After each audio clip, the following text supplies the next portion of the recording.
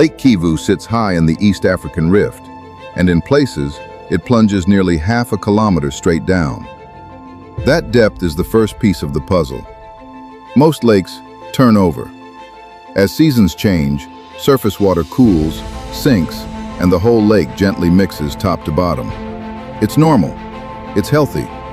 Lake Kivu does not do this. Its layers almost never mix, and that single fact is what turns a lake into a trap. Here's why.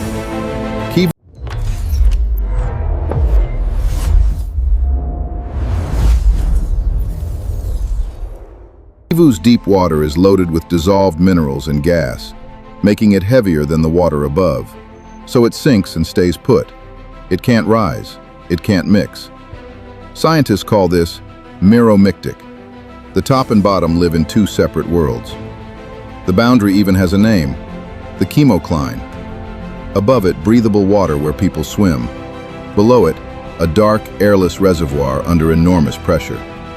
And dissolved down there are two gases in staggering amounts: carbon dioxide seeping up from volcanic activity, and methane produced by microbes in the depths.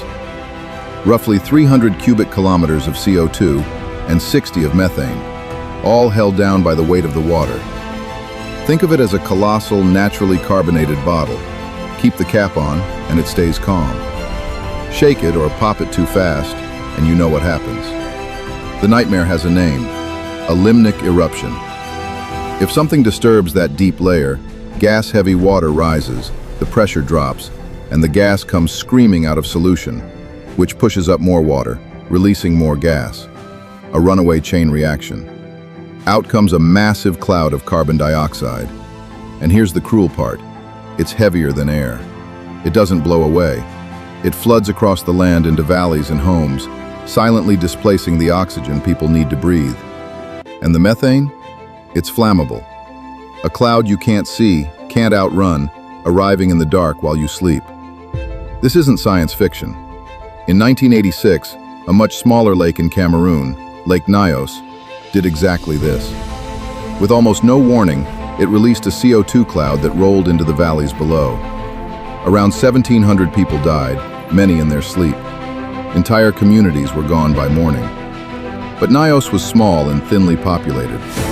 Kivu is vastly larger, holds far more gas, and 2 million people live on its shores, including the cities of Goma and Bukavu.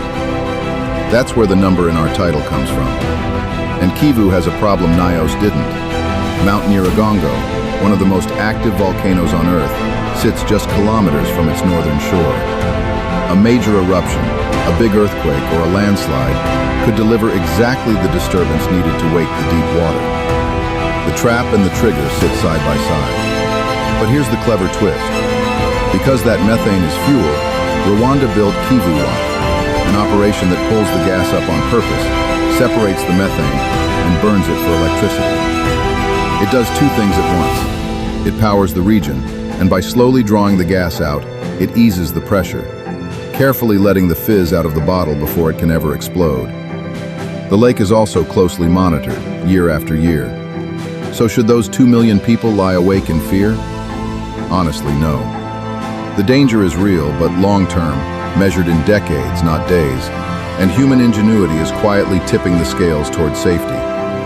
A peaceful lake, a hidden trap, a volcano, and millions of people, all balanced on the edge of physics and chemistry. That is one heck of a blueprint. Thanks for watching to the end. If you enjoyed this, drop a like, tell us your thoughts in the comments, and consider subscribing to the Blueprint Bureau so you never miss the next breakdown. Until next time, keep questioning the world around you.